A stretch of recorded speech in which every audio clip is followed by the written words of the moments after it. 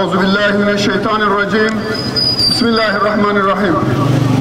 Basına ve kamuoyuna Hüdapar Mersin İl Başkanlığımız tarafından uyuşturucuya karşı mücadele ve farkındalık amacıyla başlatılan basın açıklamamıza devam etmek üzere Tarsus İlçe Teşkilatı olarak bizler de bu çalışmalara ses vermeye gelmiş bulunmaktayız.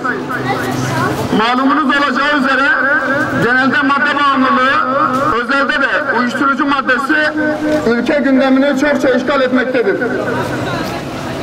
Gençliğin enerjisini ve aklını sömüren uyuşturucunun gençler arasındaki inanılmaz yaygınlığı ülkemiz geleceği açısından tehlikeli, çanların çalması anlamına geldiğini belirtmek isteriz. Zira gençlerimizin değişik adlar altında kullanmış olduğu uyuşturucu maddelerin insan bedeninde, özellikle de beyninde ne gibi tahribatlara yol açtığı çok net bir şekilde bilinmektedir. Gençliğimizin aklını bir fare gibi kemiren, gençliğimizin geçici heves ve zevkler uğruna içine düştükleri bu talihsiz durumları inanınız ki içimizi parçalamaktadır.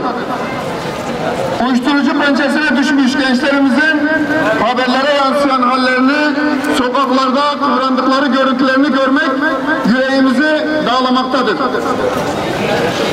Burada birçok kişiye ve kuruma görevler düşmektedir. Özellikle devlet kurumlarında gençlik politikaları bağlamında görev üstlenen bürokratlara seslenmek istiyoruz. Gençliğin ihtiyacı eğlence festivalleri, konserler, salt gezmek, tozmak değildir. Gençliğin özellikle içine düştükleri bu bataklıktan kurtulabilmesi adına farkındalık ve mücadele kapsamında çalışmalar yapmamız gerekmektedir. Gençlere yol gösterici nitelikte girişimlerde bulunarak bu kapsamda psikolojik destek çalışmaları da yürütülmelidir. Yine Milli Eğitim Bakanlığı'na daha görevler düşmektedir. Özellikle de eğitim müfredatına her okul döneminde uygun şekilde madde bağımlılığına karşı bilinçlendirici eğitim modülleri koyulmalı ve derslerde uyuşturucunun zararlarına veya neslimizin felaketine sebep olacağından bahsedilmelidir. Ayrıca bu hususta seminerler düzenlenmeli, farkındalık çalışmaları tertiplenmelidir. Bunların yanı sıra Diyanete de görevler düşmektedir. Ülke genelinde gerçekleştirilen bazı faaliyetlerinde muhakkak uyuşturucu konusuna bir bölüm ayrılmalı ve devamlı bu hususlar hatırlatmada bulundurulmalıdır.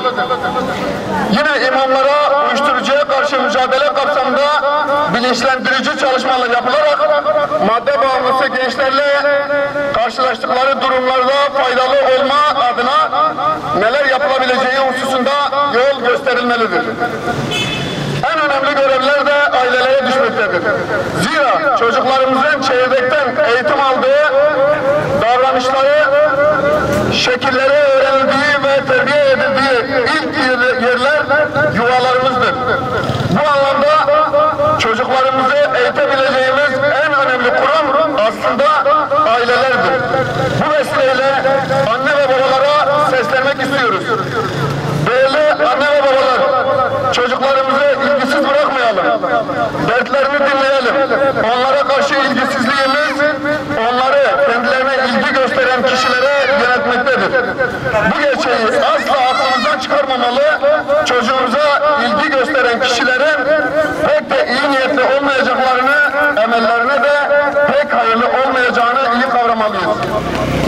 Tüm bu açıklamalar ışığında tekrardan vurgulanmak isteriz ki bizler Hüdapar olarak uyuşturucu ile mücadele kapsamında hatırlatıcı ve aydınlatıcı roller üstlenmeye devam edeceğiz ve sizlerin yanında olacağız. Buradan tüm vatandaşlarımıza ve kurumlarımıza sesleniyoruz. Genciyle, yaşlısıyla, ailesiyle, kurumuyla gelin hep beraber el ele verelim ve bu uyuşturucu belasına karşı hep birlikte omuz omuza duralım. Unutmayın, bu mücadelede Hüdapar her daim yanınızda olacaktır.